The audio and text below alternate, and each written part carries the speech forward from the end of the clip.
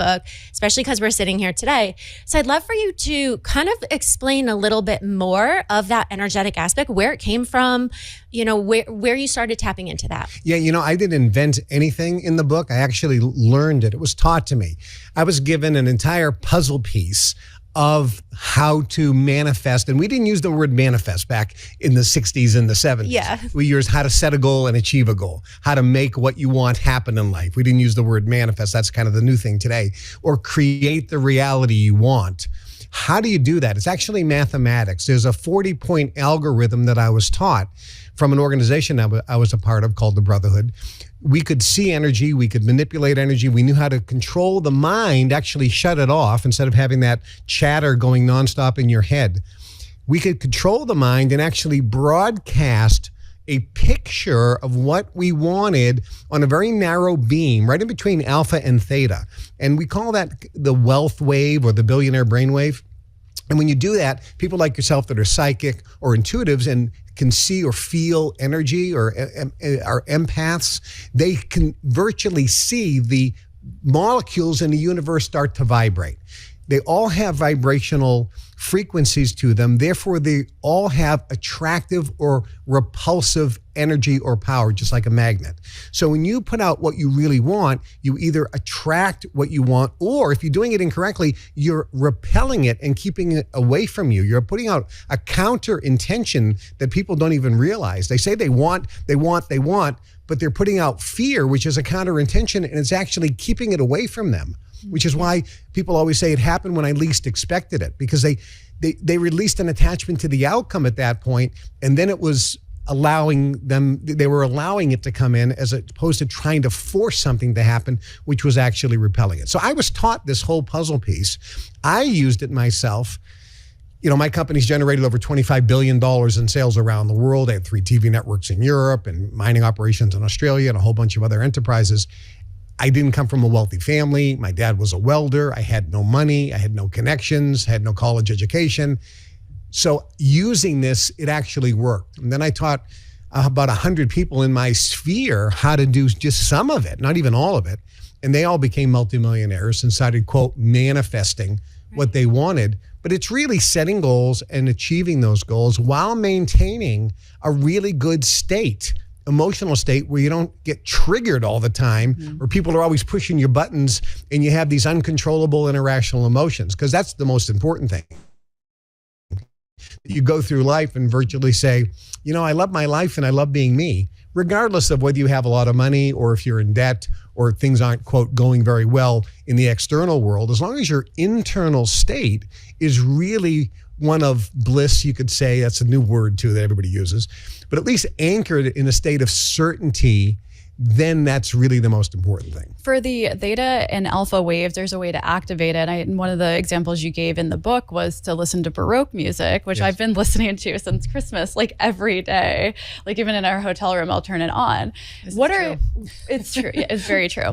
But what are some other ways that we can activate those brain waves? Well, if you look at wealthy people throughout history, one of the things that they always did was go out in nature. So we have things in nature. If you're going through trees where there's a wind, we know now, science tells us that all these negative ions are being produced. That affects the physical body. It affects the brain, which is part of the physical body. And it puts the left and right brain hemisphere, it puts them in sync. So instead of broadcasting on beta, which is the slave wave or the poverty brain wave, you start being more in alpha or in theta or right in between. The sweet spot is right in between theta and alpha. Another one is crickets. At nighttime, you go outside and you hear all these sounds of nature. It's harmonies. It's these amazing frequencies and harmonies, which mathematicians and musicians can both agree that this is magical. I mean, a composer couldn't put these things together. It is perfection, and it actually synchronizes the left and right brain hemisphere. The sound of water, running water like a river, does the same thing. So there's a lot of things you can do that actually put you, and here's another one. If you notice all wealthy people throughout history, they collected art. Okay, people thought they were investing. And that's true. J. Paul Getty in his book, How to Be Rich, talked about investing in art, and it was a great thing to do. But the Hearst Castle out in California, William Randolph Hearst, and many others, they all had art because not of the investment or the tax savings, that was part of it. But the big one was the aesthetic wave of beauty. Yes. Being when you look at whether it's a plant, a tree, or a piece of art that connects with people, then it passes the test of time. It actually has a mathematical geometric sequence, which is the aesthetic wave of beauty, and it makes your heart sing, but it also synchronizes your left and right brain hemisphere. So these are little tricks that make a big difference in helping people manifest, that's the key word, right? Their goals, dreams, and desires easier with less effort without feeling overwhelmed, stressed out, uptight, nervous, fearful of losing what you have, going through life with a smile on your face and a song in your heart, and then making your dreams come true is really the ideal scene. I love what you're saying, Kevin. You're speaking my language. I taught metaphysics for 10 years, even though I'm an entrepreneur. What's interesting is now I'm Christian, not that kind of Christian, but you know what I'm saying? But what I love about truths, it doesn't matter where you put it, the same thing applies, right? Whether you're doing transcendental meditation, it's about controlling the thoughts, right? Controlling your mind. Whether you're looking at metaphysics, about controlling your thoughts, redirecting them towards what you want, or in the Bible when it says renew your mind, right? To take control of your thoughts. So I love that truth all applies. How would you, because a lot of times I can talk from both worlds, there's a lot of Christians that are like, you're doing woo-woo things, that's not Christian based. So I wanted to bring that in, like, you're talking about a fundamental truth here, and there's nothing wrong with it. There's nothing witchy or crazy, right?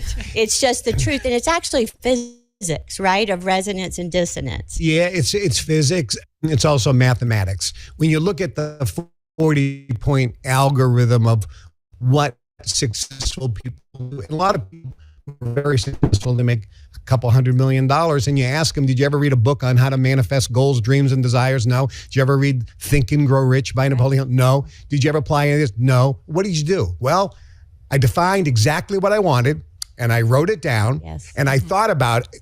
They do exactly what's in the books, okay? Yeah. But they do it either subconsciously or intuitively. And at the end of the day, this is not mystical or magical. We use those words manifest or create your reality, but at the end of the day, you're defining what you want, you're writing it down clearly, very clearly. You're thinking about what you want, you're getting a picture in your mind of you in possession of what you want. You're feeling right now as if you would feel if you actually had it, and then you release attachment to the outcome and saying, if it doesn't happen, it's perfectly okay, while maintaining that state. And that is when you release the fear or doubt, which is holding it back. That leads me to another question. I love what you said here about exposing the lies. So what if someone doesn't feel worthy enough to ask for something? Yeah. Right? There's a book that was written in the 60s, the original version by Dr. Maxwell Maltz, called Psycho-Cybernetics. And he was the first person, later popularized by Zig Ziglar, the great motivational speaker and a good friend of mine. But Psycho-Cybernetics came out in 59, I believe, the original version. And he talked about the self-image. What image do you have of yourself in your own mind? Yes. Do you see yourself as someone that's worthy, deserving of money, good enough to have money? And most people don't.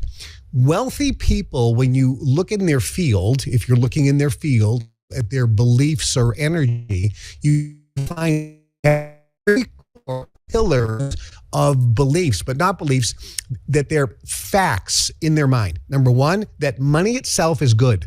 Money is not the root of all evil. The love of money is the root of all evil, which is completely different. I talked about that yesterday. You know, money is not bad if you know, Jesus had a treasurer working for him. Poor people don't need treasurers. He had plenty of money. Yep. Money is not bad. So money is not the root of all evil. Money itself is intrinsically good. And so wealthy people understand that poor people have a counter intention. It's actually in their DNA from many of their relatives who are very religious, and they have this belief that, it's easier for a camel to walk through the eye of a needle than a rich man to enter the kingdom of heaven. And they think that in order to go to heaven, you have to be poor. The poor will inherit the earth. So there's all these misunderstandings about what money is. But wealthy people know that money itself is good. Number two, they know it's safe to have money. People that are struggling with money have a subconscious belief that if I have money, someone's going to try to steal it from me. People are going to lie to me. I'm going to lose my friends. I'm going to be used. I'm going to be taken advantage of. So they actually have a subconscious belief that money, if they had it, is not safe to have. It's actually unsafe to have a lot of money because you become a target. Mm-hmm. So money is good and money is safe. And the third one is I'm worthy of having this money because I'm going to do good with it. Wealthy people say, I'm the person who should have the money, like Andrew Carnegie, because I'm going to build hundreds, thousands of libraries around the country and educate people. I'm the guy who should have the money because I'm going to do good with it. So wealthy people actually believe that they not only are worthy, but they're the right person. It's like, coach, put me in, give me the ball. Wow. I'm the guy who should have it. Where people that struggle with making money subconsciously don't have that self-image. So one of the points of the algorithm is actually to change the image you have of yourself relating to money and relating to relationships and relating to health and your body, et cetera, et cetera. And then it tells you exactly how to. Yes. What are the procedures? Oh, change your self-image. Okay, how? What do I do? Well, take a piece of paper, and there's a specific bunch of things you have to do if you want to start reprogramming and changing that self-image. It was just an awakening. My income has doubled. I'm getting close to tripling. You can build an amazing, amazing life, although just your wishes, your command. How much more money I'm earning and the woman that I have in my life is just miraculous. The Wish is Your Command gave me the recipe to manifest the job that I wanted. It really just gives you the recipe. After I finished it, my life changed. My income doubled. I make lots more money. It was like magic. I'm making more money than I've ever had, ever. Enlightening. Empowering. Powerful, but simple. Inspiring. Activating. After getting your wishes or command, I went from 5K on my bank account to 8 million in 1.5 years.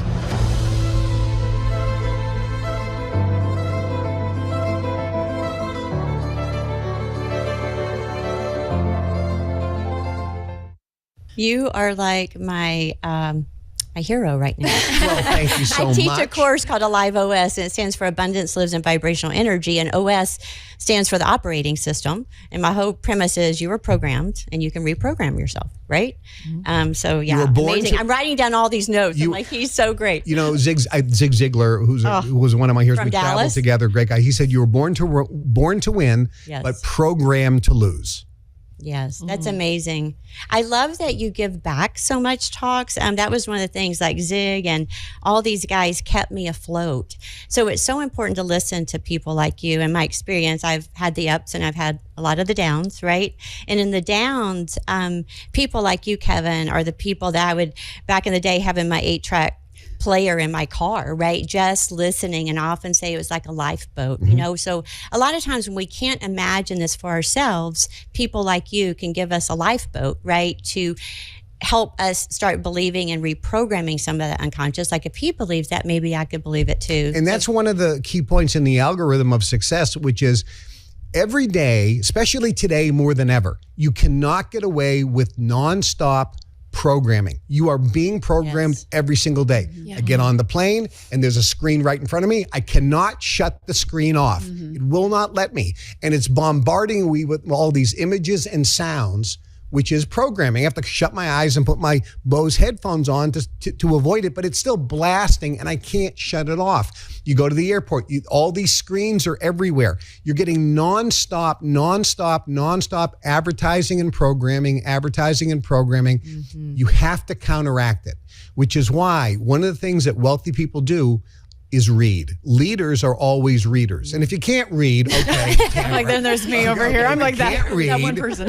Then listen to the audiobook. Because the second thing. I do love movies. Yeah. I watch movies. I watch everything on There you go. Netflix. Yeah, watch it I'm like, right. is there a movie for that? There you go. So if you can't read, which is, it activates a part of the brain that nothing else does. So consider it. Leaders are always readers.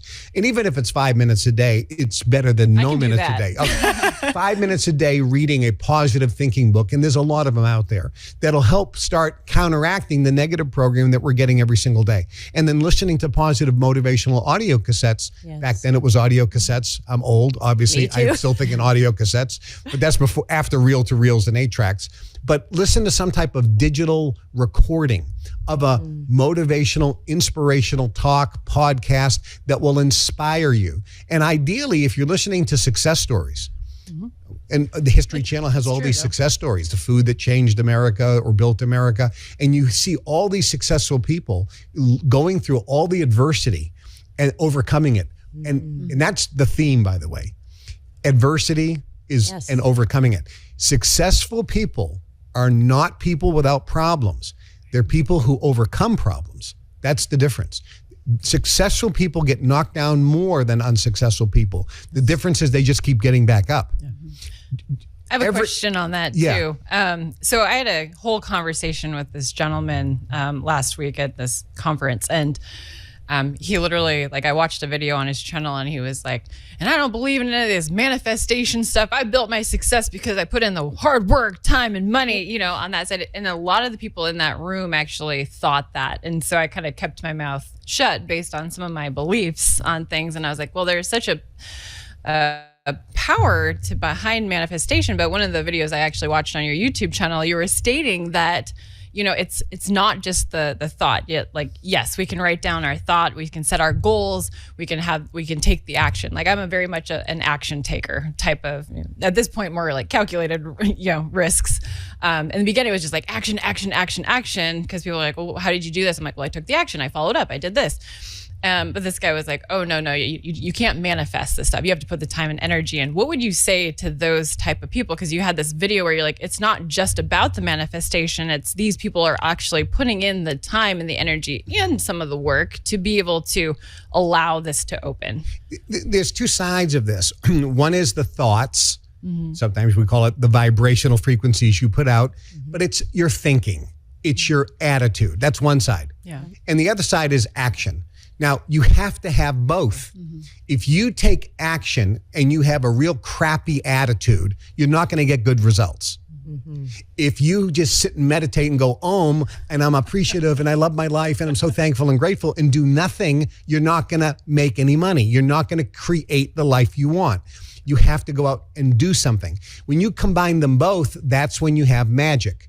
You have to have the right attitude with the action. And if you have the right thinking and do it correctly, you will be motivated to jump out of bed earlier than ever before because you can't wait to start the day. I go fishing. Some people go skiing. I was on a ski trip. I don't like skiing. I like fishing. But I went with my buddies skiing. At 4 o'clock in the morning, they're jumping out of bed. And I go, what are you guys doing? We're going to hit the slopes. And I go, I'm staying in bed. You guys can. But they were jumping out of bed, motivated and inspired, fired up, enthusiastic and excited to go slide down a mountain all day and get exhausted by the end of the day. They were excited to do that, and they loved every minute of it. I, on the other hand, stayed in bed. Now, flip it. A couple of those buddies went on a fishing trip with me. 4 o'clock in the morning, I'm jumping out of bed, and they're going, what are you doing? We're going fishing. They didn't like fishing. So I was motivated and inspired to do what I love to do. So when you have your thinking right about your dream, your goal, what you want to attain, you cannot stop action. You don't want to go to sleep. You're up until 12 o'clock at night going, I can go another. I'm so full of energy because I'm doing what I love to do. I'm doing all this action stuff to manifest my goal, dream, and desire. You have to have both of them. I was on a show and this interviewer said to me, oh, you're one of those positive thinking guys, and I bet you think you can do anything with a positive attitude. I said, actually, no, you can't do anything with a positive attitude, but you can do everything better than if you had a negative attitude. So you have to have both. You have to have the thinking correct, and then you have to have the action. And if your thinking is correct, the action will not be work. It will be the most pleasurable experience of your life. And then you understand the statement, which is the journey is the reward. Yeah. What have you seen? So this has happened over the years, and she's seen it happen within our life as well, where I literally will state something out loud, like physically out loud, and it will happen, like in a matter of instance. Like there was a scenario, we went up to Sedona and we went hiking, and there was this thing that was going on, and I had to resolve this scenario. And I said, you know what, I'm gonna hike up Bell Rock, I'm gonna meditate, do the things and kind of pray about it. And I was like, when I was walking up the rock, I was like, you know what, I was like, this gentleman's gonna call me right now, we're gonna resolve this, and it's gonna be amazing. Within literally 2 seconds, my phone rang. It was the gentleman. He's like, this is not on you, actually. It's not your fault. We're going to resolve this. I understand what happened with the scenario. And we're going to, it was just like things like that. But like, how does that happen so fast? Like it like in a matter of seconds, happening multiple times in life. And it's crazy. Like does that, like, you have the thought, I'm like, this guy's going to call me right now. He does. When you're all lined up and you speak something, it virtually manifests. Yes. We'll use that word. It manifests. The tongue is a creative force. You are hung by the tongue. You are snared by the words of your mouth. That's a scriptural, by the way, quote. What you say is what you get. Now, there's a science behind this. You've heard all of you here on the panel, you've heard your voices on audio, and you know that it doesn't sound anything like you sound. Well, that's exactly how you sound to me and everybody else. But it's not how you sound to yourself. Why? Because when you speak out of your mouth, the sound comes out of your mouth, vibrates into the ether, and goes into your eardrum, and your eardrum vibrates, and you pick up some of the sound, but only about 25%. 75% of the sound comes from your vocal cords and goes up through bone into your brain. And then your brain processes that, which is different. It vibrates your whole head when you speak. So this is why you sound or think you sound differently when you speak. 2/3 of the sound is going into bone, into the brain. Only 1/3 is coming into your eardrum. But when you listen to yourself on audio, 100% is going into your eardrum. Therefore, it sounds different. So when you speak out loud, you are creating with your words. Yes. Your brain vibrates it 10 times more than if you just think a thought. So speaking is magical. There's the word abracadabra that magicians used to use. They used to say, abracadabra, I now pull a rabbit out of the hat. And he pulls a rabbit out of the hat. The word abracadabra actually has a Persian origin, and it means I now create with my words. So it's true. So if I say abracadabra, or in English, I now create with my words, I will pull a rabbit out of the hat, and then the rabbit comes out. This goes back to ancient times where the jinn and the ancient mystics knew the power of speech. You are hung by the tongue. You have to watch the words that come out of your mouth. I'll tell you a quick story. I had a friend of mine who knew this stuff. He actually taught seminars on this stuff, but he got into a habit. He didn't even realize it. Every time he looked at a deal, every single time he would say this, well, I have a concern about something. A concern means I am vibrating fear. So every time he would do a deal, he would instantly, automatically, without even thinking, out of habit, use the word concern and vibrate fear and never made deals, or the deals would always go sideways. I pointed this out to him and said, stop using that. Say instead, I have a question. There's no fear there. I need to have this clarified. There's no fear there. Or even better, saying, there's something here I think we can make better. Now you're in complete control. You just took power and control in that negotiation. He did that. Within 3 weeks, he signed a $10 million deal that put $10 million cash into his pocket. He says, Kevin, how much do I owe you for the consultation? I said, no, you've been a friend of mine for 35 years. I said, keep the money and take me to lunch one day. And Kevin, isn't that, I'm sorry. That's okay. And Kevin, isn't that true about people that are always perpetuating drama? Like something happens and they get on the phone and they have to call all their friends to tell exactly what happened, right? And I'm thinking about, biblically speaking, If we believe the Bible, it says God said, "Let there be light," and there was light, right? The Spoken spoken word. word is formed, but people don't understand. They're like, but that really happened, right? Yes. I really, that person really was mean to me, and XYZ. Yeah, and one of the points of the algorithm is watch your words, and there's another point in there, and it says, stop telling your story. Yep. Stop telling your story. What you say is what you get.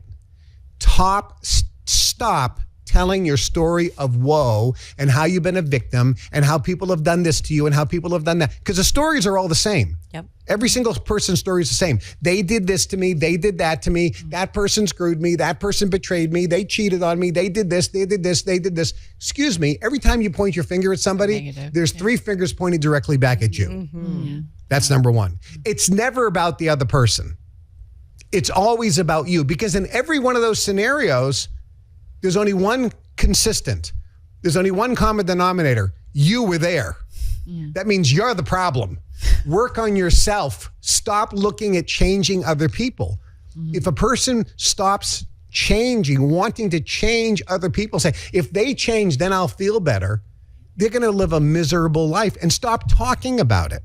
If you just work on yourself and saying, regardless of the external conditions or circumstances or situations, I maintain my state, equanimity, and joy and bliss and connection with all that is, regardless if that person stabs me in the back or not. And guess what happens when you start changing it and going in that direction? All of a sudden, people change. Nobody stabs you in the back anymore.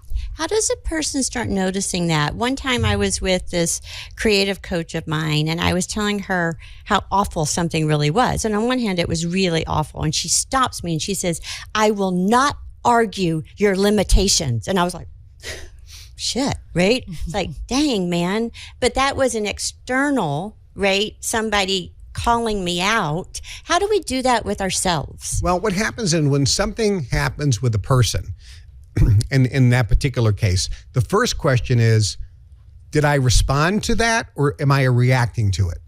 Did that person just push one of my buttons? And invariably the answer is yes. And that's good. That's when you should say, thank you, universe. Thank you. Thank you for letting this person slap me across the face or yell at me or say something mean or do something nasty, because I just got triggered. And now I know there's something I can transmute. There's some energy that I can clear out of my field. I can transmute some energy because something got triggered and came to surface. The universe doesn't do things to us. It does things for us. In every adversity is the seed of a greater benefit. J. Paul Getty said that, one of the richest men in the world at the time. John D. Rockefeller said the number one thing after giving, because he was a big Christian and he was a giver, he said, you have to give, otherwise you're not going to attain wealth. Yeah. He said, after giving, the number one thing that has created my wealth is knowing and finding the gold, the seed of a greater benefit in every adversity. In every adversity is a seed of a greater benefit. And when you watch the History Channel with all those great shows, The Men Who Built America, they had women on there too, obviously, with Mrs. Fields and so forth. And there was a bunch of other ones. And The Food That Built America. In every case, without exception, the companies went through a disaster, a horrible disaster, like a factory burned down, the guy's only factory and he had no money. In every disaster, that's when they found the genius idea that would propel them into the stratosphere when it came to wealth. In every adversity is the seed of a greater benefit. When something, quote, bad happens to me, I never say it's bad. I say, no, it may be bad, maybe not. But in this, I know there is the seed of a greater benefit. In my job, I'm a gold digger. You know, I'm a miner. I'm going to find the gold here. And I'm going to find the treasure that's here. And I'm going to thank the universe for giving me this disaster, this tragedy, because they didn't give me a tragedy. They gave me a gift. It's my job to find the treasure. Oh, Yeah. I Absolutely love it. I could go on like all day with this one. Carrie, did you have one last I just question? had one last question. There is everyone most people speak about what they want, but not everybody gets it. You will hear people say, I want $1 million, I want $1 million, I want $1 million. So yes, there's power in the words that we speak, but there's also power in the motions and in the beliefs that we hold. So where do you feel that they all have equal amount of power, or do you feel like one has more power over the other when we're talking about words and emotions and what your real beliefs are? Yeah, if you look at the formula, it's number one, you have to see a picture of yourself in possession of what you desire and feel, there's your emotion, feel right now intently as if you would feel if you actually had it. Speak it out loud, but then release attachment to the outcome. But there's something that's also part of the formula, which I didn't mention, the 40 points of the algorithm is don't tell your dreams to other people. Interesting. You don't tell you, there's a little book called It Works. Yeah. It's a little tiny book. Been around for ages. Nobody reads it. Nobody knows it. It's like 50 cents. It works. And in it, it says, don't tell other people your goals and your dreams. Keep them to yourself. And you know why? Because everybody wants you to do well, just not that well. You have an automatic counter intention coming from your friends, relatives, and neighbors. If you say, I'm going to start my own business, I'm going to build this, and I'm going to become a millionaire, they're going, good. I hope they crash and burn. That's what they're saying, either consciously or subconsciously. So you're getting bombarded by all these counter intentions from people. Unless you're married and you have a spouse or a business partner and you have the exact same goal, then you talk to one another and now you build a team that's even more powerful because you build a mastermind. But otherwise, I tell people nothing.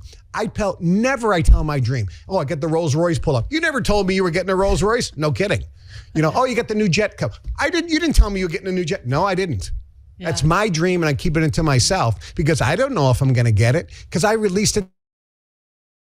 Said if it never happens, it's perfectly okay. Yeah. But you're not going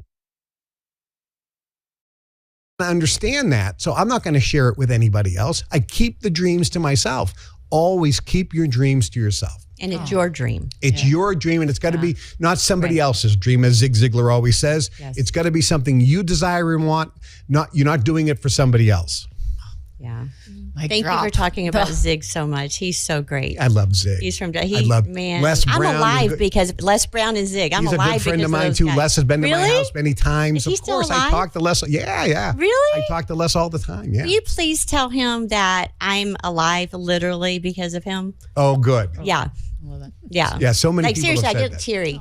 Like those guys, I'm not joking. Yep. They kept me afloat. Ed Foreman was one of my best friends. He passed away recently, and he actually trained Zig. Ed Foreman had trained Zig and Judge Ziegler. Yeah. Wow. Oh, wow. Thank you for honoring. Well, thank you, Kevin, just for joining us. Thank you for all your thoughtful questions, ladies, as well. For those that would love to pick up your book, Your Wish is Your Command, could you tell our audience a little bit more about the book itself and how to find it? This is the book right here, Your Wish is Your Command. It's in hardcover.